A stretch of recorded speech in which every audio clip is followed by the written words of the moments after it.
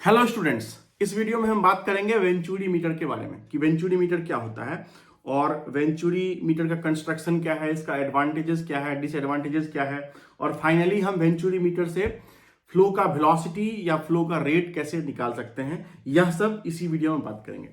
तो सबसे पहले वेंचुरी मीटर क्या है।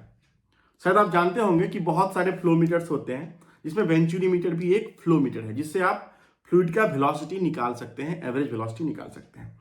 दूसरा डिवाइस होता है ऑरिफिस मीटर। ऑरिफिस मीटर का यूज करके भी आप फ्लो का वेलोसिटी निकाल सकते हैं। रोटामीटर से आप निकाल सकते हैं, पिटोट ट्यूब से निकाल सकते हैं। तो बहुत सारे फ्लो मेजरिंग डिवाइस होते हैं जिसमें वेंचुरी मीटर भी जो है वो एक ऐसा मैकेनिकल डिवाइस है जिससे आप फ्लो मेजर कर सकते हैं किसी पाइपलाइन में। तो ये है आपका वेंचुरी मीटर और इसका भी जो प्रिंसिपल है, वर्किंग प्रिंसिपल, वो भी बर्नौली इक्वेशन पे ही काम करता है। ये भी जो है वो बर्नौली इक्वेशन पे काम करता है। बर्नौली इक्वेशन पे मैंने एक वीडियो बनाया था और उसका डिस्क्रिप्शन मैं इस वीडियो के नीचे डाल दूंगा। अगर आपने अभी तक वो नहीं देखा है तो उसको भी देख लीजिएगा।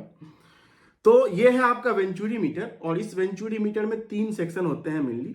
ये है आपका कन्वर्जिंग सेक्शन जो यहां तक है, इस पॉइंट तक आपका है कन्वर्जिंग सेक्शन, मतलब यहां तक। इसके बाद जो यहां से यहां तक है, ये वाला जो आप देख रहे हैं हॉरिजॉन्टल लाइन जो है, ये वाला सेक्शन जो है यहां से यहां तक, इसको हम कहते हैं थ्रोट। और इसके बाद जो है वो है आपका डाइवर्जिंग सेक्शन या डाइवर्जिंग कोन। तो मैं लिख देता हूं, ये हो गया आपका कन्वर्जिंग सेक्शन जो ब्लू कलर से है, कन्वर्जिंग सेक्शन। ये हो गया आपका थ्रोट और ये हो गया आपका डाइवर्जिंग सेक्शन। तो जो भी फ्लो मीटर होता है, चाहे वो वेंचुरी मीटर हो चाहे वो ऑरिफिस मीटर हो, उस सब का जो प्रिंसिपल होता है वो यही होता है कि किसी भी तरह से प्रेशर और वेलोसिटी के बीच ट्रेड ऑफ बनाया जाए, कुछ ऐसा डिजाइन बनाया जाए जिससे कि प्रेशर और वेलोसिटी के बीच ट्रेड ऑफ क्रिएट हो। ट्रेड ऑफ का मतलब है कि प्रेशर और वेलोसिटी का वेरिएशन क्रिएट हो। मतलब एक पॉइंट पे प्रेशर ज्यादा, दूसरे पॉइंट पे वेलोसिटी ज्यादा, मतलब जहां पे प्रेशर ज्यादा वहां पे वेलोसिटी कम, जहां पे वेलोसिटी ज्यादा वहां प्रेशर कम। तो इस तरह से उसको डिजाइन किया जाता है कि प्रेशर और वेलोसिटी का ट्रेड ऑफ क्रिएट हो। और फिर उसमें से क्या करते हैं, वहां पे हम दो पॉइंट के बीच, जहां पे आपने डिजाइन इस तरह से किया है जहां पे प्रेशर डिफरेंस बहुत ज्यादा है, उस दोनों पॉइंट के बीच प्रेशर डिफरेंस को नाप लेते हैं और फिर हम उस प्रेशर डिफरेंस से हम फ्लूइड का वेलोसिटी निकाल लेते हैं या फ्लो का रेट निकाल लेते हैं। तो इसमें क्या है कि ये जो वेंचुरी मीटर है, आपको जिस पाइपलाइन में फ्लो मेजर करना है उसमें आप डायरेक्ट उसको इंस्टॉल कर देते हैं। जैसे मान लीजिए कि आपको इस पाइपलाइन में फ्लो मेजर करना है तो आप इस तरह से एक वेंचुरी मीटर लगा देंगे। ये आपका हॉरिजॉन्टल पाइपलाइन है, आपने उसको काट दिया यहां से और यहां इस दोनों के बीच आपने जो है वो इस तरह से वेंचुरी मीटर सेट कर दिया इस तरह से। तो जिस पाइपलाइन में आपको इंस्टॉल करना है आप उसको एज इट इज उठा के सेट कर सकते। तो अब हम ये समझते हैं कि ये जो वेंचुरी मीटर होता है उसको हम इस तरह से क्यों रखते हैं, राइट। तो अगर आप देखेंगे तो ये जो कन्वर्जिंग सेक्शन होता है वो होता है स्मॉल सेक्शन और इसका जो एंगल होता है यहाँ पे, ये एंगल ज्यादा होता है डाइवर्जिंग सेक्शन के एंगल से। ये एंगल जो होता है डाइवर्जिंग सेक्शन में होता है 8 से 10 डिग्री, 8 to 10 डिग्री। लेकिन ये एंगल जो होता है कन्वर्जिंग सेक्शन का, ये वाला एंगल, वो बहुत ज्यादा होता है। इसका क्या कारण है? इसका कारण ये है कि अगर आप कन्वर्जिंग सेक्शन में बात करेंगे तो चूंकि फ्लूइड का जो फ्लो का डायरेक्शन है वो ये है और इस पॉइंट पे प्रेशर ज्यादा है और थ्रोट पे प्रेशर कम है। तो जब इस पॉइंट पे प्रेशर हाई है तो वेलोसिटी लो होगा और इस पॉइंट पे जब थ्रोट पे जब प्रेशर लो है तो वेलोसिटी हाई होगा। यहां पे वेलोसिटी ज्यादा क्यों होगा? क्योंकि यहां पे एरिया कम है। तो अगर A1 V1 equal to A2 V2 लगा दोगे आप, A1 U1 equal to A2 V2 लगा दोगे आप, तो जिस पॉइंट पे एरिया ज्यादा है वहां पे वेलोसिटी कम होगा, जिस पॉइंट पे एरिया कम है वहां पे वेलोसिटी ज्यादा होगा। तो थ्रोट पे क्या होगा, वेलोसिटी ज्यादा होगा, तो इसका मतलब काइनेटिक एनर्जी वहां पे ज्यादा होगा, इसका मतलब वहां पे प्रेशर कम हो जाएगा। अगर आप बर्नौली इक्वेशन देखोगे तो यही है ना, P by rho plus u square by 2 plus g z equal to constant. ये है बर्नौली इक्वेशन।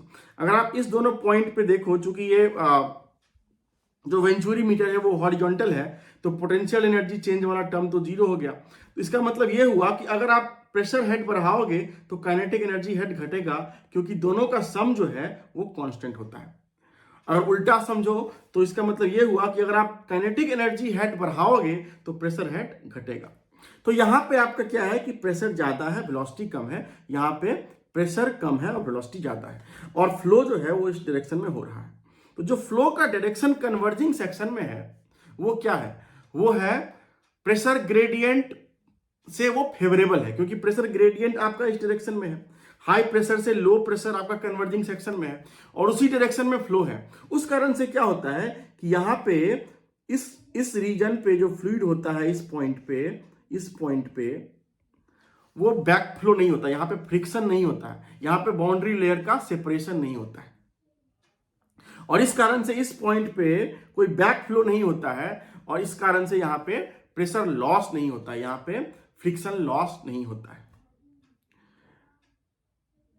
लेकिन अगर आप डाइवर्जिंग सेक्शन की बात करोगे और अगर आप कंपेयर करो थ्रोट पे और डाइवर्जिंग सेक्शन में, तो सेम होगा कि थ्रोट पे आपका क्या है, वेलोसिटी ज्यादा है और प्रेशर कम है, और कन्वर्जिंग सेक्शन में, डाइवर्जिंग सेक्शन में क्या है कि प्रेशर ज्यादा है और वेलोसिटी कम है। लेकिन यहां पे जो फ्लो का डायरेक्शन है वो इस तरह से है।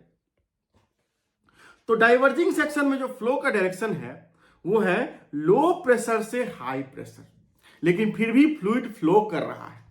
डाइवर्जिंग सेक्शन में फ्लूइड फ्लो कर रहा है लो प्रेशर से हाई प्रेशर में, मतलब हाई प्रेशर की तरफ फ्लूइड फ्लो कर रहा है। क्यों कर रहा है, क्योंकि उसका एनर्जी ज्यादा है। तो इस कारण से क्या है कि यहां फ्लूइड फ्लो कर रहा है लेकिन अगेंस्ट प्रेशर कर रहा है। तो इस कारण से क्या होता है कि जो आपका डाइवर्जिंग सेक्शन का जो ये मटेरियल है, ये वाला जो डाइवर्जिंग सेक्शन है, तो इसके कांटेक्ट में जो फ्लूइड होता है वो उसका बैक फ्लो पॉसिबल है, क्योंकि वो जो है, ये जो सारे फ्लूइड एलिमेंट्स हैं वो प्रेशर के अगेंस्ट फ्लो हो रहे हैं। तो ये डरते हैं कि हम आगे बढ़ेंगे, क्योंकि वहां प्रेशर ज्यादा है, तो वो थोड़ा सा बैक फ्लो हो जाते हैं जो इसके कांटेक्ट में होते हैं। तो इस कारण से क्या होता है, यहां पे थोड़ा बहुत स्विरलिंग मोशन क्रिएट होता है, वेक्स फॉर्मेशन होता है, बाउंड्री लेयर सेपरेट होता है, और यहां पे फ्रिक्शन लॉस ज्यादा होता है। तो अगर ये एंगल, डाइवर्जिंग कोन का जो एंगल है, ये एंगल अगर ये 8 to 10 डिग्री से ज्यादा कर दोगे तो प्रेशर डिफरेंस ग्रेडियंट बहुत ज्यादा क्रिएट हो जाएगा सडनली। तो यहां पे स्वर्लिंग मोशन जो है फ्लूइड का वो बहुत ज्यादा हो जाएगा और फ्रिक्शन लॉस बहुत बढ़ जाएगा। इस कारण से हम क्या करते हैं कि डाइवर्जिंग सेक्शन का एंगल बहुत कम रखते हैं, जिससे कि फ्लूइड फ्लो का ट्रांजिशन स्मूथ हो जब वो थ्रोट से डाइवर्जिंग सेक्शन में मूव करे। अगर ये एंगल बड़ा रख देंगे यहाँ पे डाइवर्जिंग सेक्शन में, तो ये होगा कि यहाँ पे जो इसके कांटेक्ट में जो फ्लूइड रहेंगे, इसके कांटेक्ट में जो फ्लूइड रहेंगे उसका बैक फ्लो का चांस बढ़ जाएगा, यहाँ पे स्वर्लिंग मोशन बहुत ज्यादा हो जाएगा, बाउंड्री लेयर सेपरेशन हो जाएगा, और यहाँ पे फिर सेपरेशन लॉस बहुत ज्यादा हो जाएगा। इस कारण से स्मूथ ट्रांजिशन के लिए क्या करते हैं, ये एंगल बहुत धीरे धीरे बढ़ाते हैं और इस एंगल को बहुत कम रखते हैं कंपेयर टू कन्वर्जिंग सेक्शन के एंगल से। कन्वर्जिंग सेक्शन में एंगल ज्यादा इसलिए रखते हैं क्योंकि वहां पे प्रेशर ग्रेडियंट के फेवरेबल डायरेक्शन में फ्लो होता है, मतलब जिस डायरेक्शन में प्रेशर का डिफरेंस है, हाई प्रेशर से लो प्रेशर में फ्लो होता है, इसीलिए यहां पे कोई वेक्स फॉर्मेशन या बैक फ्लो नहीं होता है, मतलब फ्लूइड पीछे की तरफ नहीं भागता है। लेकिन यहां पे क्या होता है कि फ्लूइड का चांस होता है कि वो पीछे की तरफ भागे, तो उसी चांस को मिनिमाइज करने के लिए हम क्या करते हैं कि यहां पे इस डाइवर्जिंग सेक्शन का जो एंगल है वो बहुत कम रखते हैं। तो ये बहुत इंपॉर्टेंट कॉन्सेप्ट है समझना कि हमेशा जो कन्वर्जिंग सेक्शन होता है उसको अप स्ट्रीम में क्यों रखते हैं और डाइवर्जिंग सेक्शन को डाउन स्ट्रीम में क्यों रखते हैं जब हम वेंचुरी मीटर को इंस्टॉल करते हैं।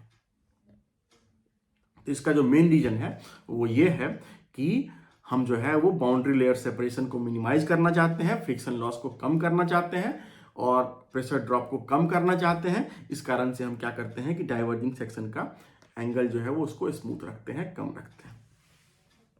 अब जो है हम आते हैं कि वेंचुरी मीटर का एडवांटेजेस क्या है और डिसएडवांटेजेस क्या है। तो जो एडवांटेजेस है वो है, सबसे पहले ये है कि जो वेंचुरी मीटर होता है उसमें प्रेशर ड्रॉप वो कम होता है, प्रेशर ड्रॉप जो है वो लो होता है। उसका कारण ये है क्योंकि यहाँ पे जो डाइवर्जिंग सेक्शन का जो एंगल है वो बहुत कम रखा जाता है, वो 8 to 10 डिग्री रखा जाता है। इस कारण से क्या होता है कि स्मूथ ट्रांजिशन होता है। अगर यही एंगल बहुत ज़्यादा कर दें तो सडन इनलार्जमेंट हो जाएगा, सडन एक्सपेंशन हो जाएगा, तो क्या होगा कि प्रेशर ड्रॉप ज़्यादा होगा। तो जब प्रेशर ड्रॉप लो होता है उस कारण से क्या होता है कि इसमें एनर्जी कॉस्ट भी जो है वो लो होता है। ये दोनों इसके एडवांटेजेस हैं। तो अब डिसएडवांटेजेस भी देख लेते हैं, डिसएडवांटेजेस क्या क्या हैं। तो डिसएडवांटेजेस इसमें जो है वो ये है, सबसे पहले कि ये एक्सपेंसिव होता है। मतलब ये अगर आप ऑरिफिस मीटर से या पिटो ट्यूब से कंपेयर करोगे तो ये महंगा होता है। और दूसरा होता है कि इसमें आप ऑरिफिस मीटर में, वेंचुरी मीटर में आप क्या करते हैं कि आप वेंचुरी मीटर को जब लगा दिए तो उसके बाद थ्रोट डायमीटर को आप चेंज नहीं कर सकते हैं। मतलब थ्रोट डायमीटर फिक्स हो जाता है। तो जब थ्रोट डायमीटर फिक्स हो जाता है तो इसका मतलब यह है कि आप अगर मान लो कि उसी पाइपलाइन में अगर फ्लो ज़्यादा हो गया या कम हो गया तो उसको मेजर करना बहुत डिफिकल्ट हो जाता है। तो ये लार्ज वेरिएशन ऑफ फ्लो को कैप्चर नहीं कर सकता है, उसको कैप्चर करना इसके लिए डिफिकल्ट होता है क्योंकि इसमें थ्रोट डायमीटर फिक्स होता है। तो जब थ्रोट डायमीटर फिक्स होता है तो एक नैरो रेंज में ही फ्लो को जो है वो मेजर कर सकता है। इसलिए तो ये दोनों इसके डिसएडवांटेजेस हो गए। अब हम सीखते हैं कि कैसे हम किसी भी वेंचुरी मीटर में कैसे हम इसका फ्लो या फ्लो रेट या वेलोसिटी कैसे निकाल सकते हैं। तो हम क्या करेंगे, हम ड्राइव करेंगे कि बर्नौली इक्वेशन का यूज करके हम किसी वेंचुरी मीटर में से फ्लो रेट कैसे मेजर कर सकते हैं। तो इसलिए मैंने क्या किया है कि मैंने एक जनरल केस ले लिया है। मैंने एक हॉरिजॉन्टल वेंचुरी मीटर नहीं लिया है, मैंने इंक्लाइंड वेंचुरी मीटर लिया है, जिससे कि हम एक जनरल इक्वेशन ड्राइव कर सकें जो इंक्लाइंड वेंचुरी मीटर के लिए भी और हॉरिजॉन्टल वेंचुरी मीटर के लिए भी अप्लाई हो सके। तो ये है आपका वेंचुरी मीटर और यहाँ पे 2 पॉइंट पे टैपिंग लगाया गया है मैनोमीटर का। तो ये जो मैनोमीटर है इसमें उसका जो लिक्विड है उसमें उसका आप डेंसिटी मान लीजिए ρm, जो मैनोमीटर के अंदर लिक्विड है उसका डेंसिटी मान लीजिए ρm। और ये है आपका सेक्शन 1, ये है आपका सेक्शन 2। यहाँ से फ्लो इन हो रहा है और यहाँ से फ्लो आउट हो रहा है। अगर मान लीजिए कि यहाँ पे एरिया है A1 और यहाँ पे एरिया है A2, तो अगर आप कंटिन्यूटी इक्वेशन लगाओगे तो ये सिंपली हो जाएगा A1 U1 equal to A2 U2। यहाँ पे U1 है वेलोसिटी एट सेक्शन 1 और U2 जो है वो है वेलोसिटी एट सेक्शन 2। तो आप यहां से सिंपली लिख सकते हो U1 equal to A2 by A1 into U2। इसको आप कह लीजिए इक्वेशन नंबर 1। अगर आप बर्नौली इक्वेशन लिखते हैं बिटवीन 1 and 2, अगर आप बर्नौली इक्वेशन लिखते हैं, बर्नौलीज इक्वेशन, तो ये क्या होगा P1 by rho g plus U1 square by 2G plus Z1। Z1 क्या है? Z1 है कि सेक्शन 1 का एलिवेशन एक किसी भी रेफरेंस लेवल से, किसी भी ग्राउंड लेवल से सेक्शन 1 का जो एलिवेशन है वो है Z1 equal to P2 by rho g plus U2 square by 2G plus Z2। तो अगर हम यहां से लिखना चाहें तो यहां से हम लिख सकते हैं P1 by rho g plus Z1 minus P2 by rho g plus Z2 equal to, ये किसके बराबर हो जाएगा, u2 square minus u1 square by 2g।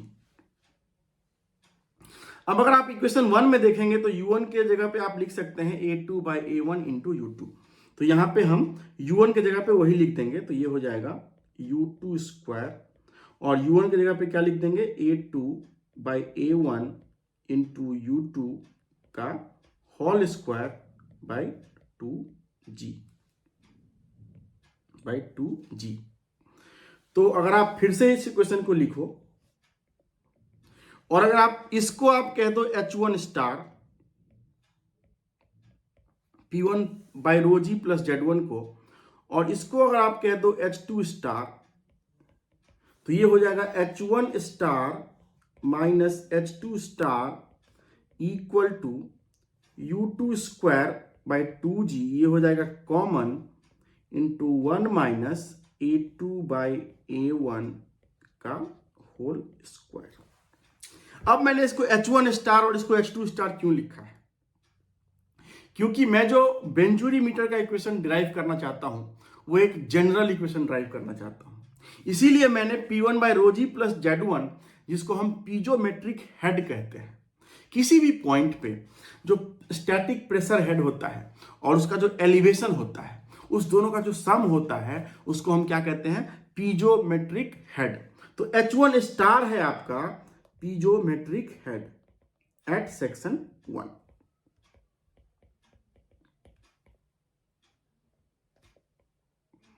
Eight section 1, और ये जो H2 स्टार है वो है आपका पीजोमेट्रिक हेड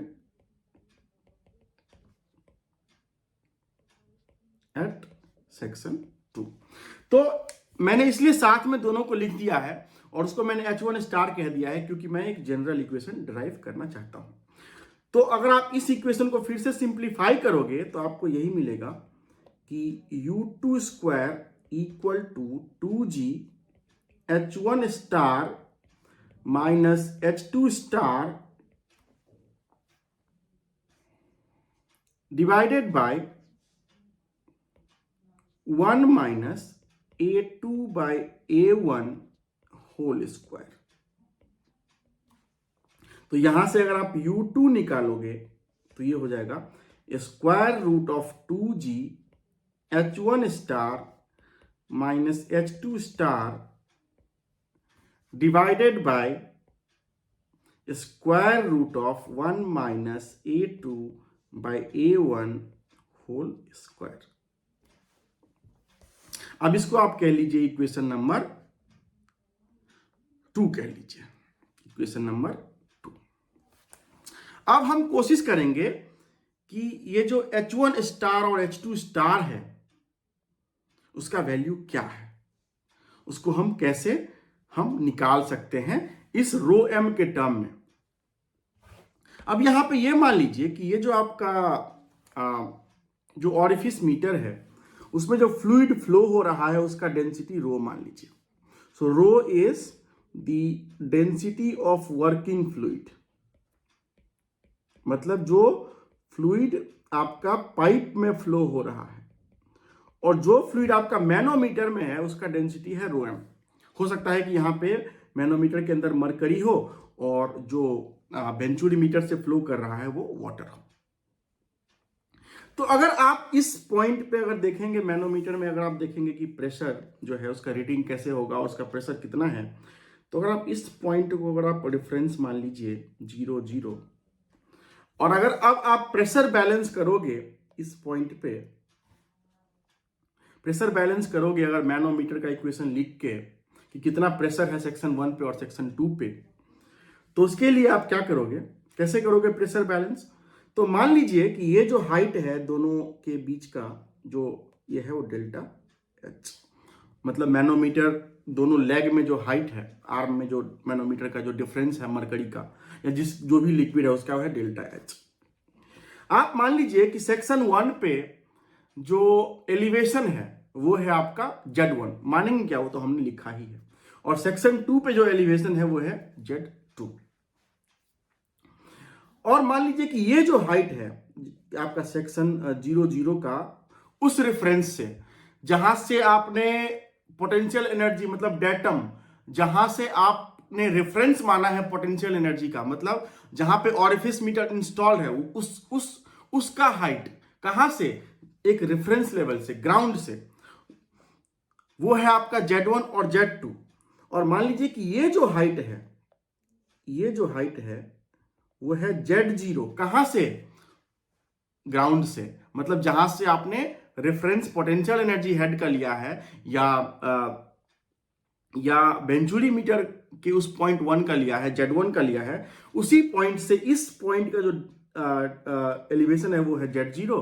और तो ये भी हो जाएगा Z0, इस तरफ भी हो जाएगा आपका Z0। तो Z0 क्या है, वो है इस OO लेवल का, मतलब मरकरी का जो रेफरेंस लेवल आपने लिया है उस पॉइंट का या उस लेवल का रेफरेंस लेवल से कितना एलिवेशन है, वो है आपका Z0। मान लीजिए कि ये है आपका ग्राउंड लेवल, तो ये हाइट हो गया आपका Z0 और ये हाइट हो गया आपका Z1 और ये हाइट जो हो गया आपका वो हो गया आपका Z2। जब ये आपका जो है वो ग्राउंड लेवल है या रेफरेंस लेवल है जहां से आप हर हाइट मेजर कर रहे हैं। तो अगर हम यहां पे अब हम क्या करेंगे कि जो हमने रेफरेंस लेवल लिया है ये वाला, यहां पे प्रेशर बैलेंस करेंगे लेफ्ट आर्म में और राइट आर्म में। तो इसके लिए हम क्या करेंगे, मैनोमेट्रिक इक्वेशन लिखेंगे। तो अगर आप इस पॉइंट पे प्रेशर देखें, टोटल प्रेशर कितना लग रहा है वो अगर आप देखोगे लेफ्ट आर्म में, तो क्या होगा, ये होगा आपका P1, ये P1 है pressure at this point, P1 plus ये हाइट के कारण जो प्रेशर है। तो ये हाइट कितना है, ये हाइट आपका Z1 माइनस Z0, क्योंकि पूरा आपका Z1 है, मतलब रेफरेंस लेवल से जो हाइट यहां से यहां तक का है वो है Z1 और ये है आपका Z0, तो Z1 माइनस Z0, तो P1 प्लस, और ये क्या है, यहां से यहां तक पूरा वही लिक्विड है जो आपका वेंचुरी मीटर में फ्लो कर रहा है, तो वही लिक्विड यहां भी होगा, तो वो होगा रो इंटू जी इंटू Z1 माइनस Z0। और ये प्रेशर जो है वो किसको बैलेंस करेगा, वो प्रेशर इस पॉइंट पे प्रेशर को बैलेंस करेगा राइट आर्म में। तो इस पॉइंट पे जो है वो प्रेशर कैसे निकलेगा, अब देखते हैं इस पॉइंट पे कितना प्रेशर लगेगा। इस पॉइंट प्रेशर लगेगा आपका P2 प्लस रो जी, और इस पॉइंट पे जो है वो आपका यहां से यहां तक है आपका वही लिक्विड जिसका डेंसिटी रो है, तो यहां से यहां तक जो है वही लिक्विड है जिसका डेंसिटी रो है, और प्लस इसका जो मरकरी है उसका डेंसिटी जो रो एम है, उस दोनों का जो सम होगा वो यहाँ पे प्रेशर लगेगा। तो यहां से यहां तक कितना हाइट है, ये है आपका Z2 minus Z0 minus delta H, यही है आपका इतना। ये टोटल है आपका यहां से लेके यहां तक Z2, ये है आपका Z0, तो Z2 माइनस Z0 और माइनस डेल्टा H, तो ये हो जाएगा ये हाइट। तो यही निकालना है, तो यही लिखना है आपको। तो Z2 minus Z0 minus delta H, तो ये हो गया प्रेशर इस पॉइंट पे, और प्लस एडिशनल प्रेशर आपका लग रहा है इस मैनोमेट्रिक लिक्विड के कारण, तो ये हो जाएगा रो एम जी और डेल्टा H। तो अगर आप देखोगे इसको, अगर सिंप्लीफाई करोगे तो इसमें ये रो जी Z0 इस तरफ भी और इस तरफ भी कैंसिल हो जाएगा। तो अगर आप इसको सिंप्लीफाई करोगे तो आपको मिलेगा P1 by rho g plus Z1 minus P2 by rho g plus Z2, और ये हो जाएगा आपका, ये हो जाएगा आपका rho m by rho minus 1 into delta H, into delta H। ये कैसे होगा, अगर आप यहां से देखोगे तो क्या हो जाएगा, अगर आप रो जी से डिवाइड कर दो एक साथ, तो ये हो जाएगा P1 by rho g plus Z1 equal to P2 by rho g plus Z2, और इधर आपका जो बच जाएगा वो बच जाएगा आपका, क्योंकि आप रो जी से डिवाइड किए हैं, तो ये हो जाएगा rho m g delta h plus rho g delta h by rho g. तो अगर आप देखोगे रो जी कैंसिल हो जाएगा, तो ये हो जाएगा आपका जी से जी कैंसिल हो जाएगा, तो ये हो जाएगा रो एम बाई रो, ये माइनस होगा, सॉरी यहाँ पे रो एम बाई रो -1। तो ये आपका हो गया H1 स्टार और ये हो गया आपका H2 स्टार। तो H1 star minus H2 star जो हो गया आपका, वो हो गया rho m by rho -1 into delta h.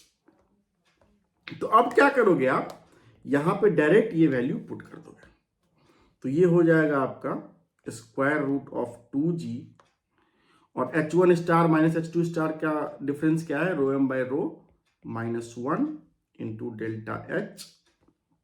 Delta h क्या है, डेल्टा एच है आपका मैनोमीटर में जो डिफरेंस हुआ है हाइट का, वो है upon square root of 1 minus A2 by A1 का होल स्क्वायर। तो यही है आपका फाइनल एक्सप्रेशन अगर आपको वेलोसिटी निकालना है थ्रोट पे। अगर आपको डिस्चार्ज निकालना है तो डिस्चार्ज जो होगा वो होगा A2U2।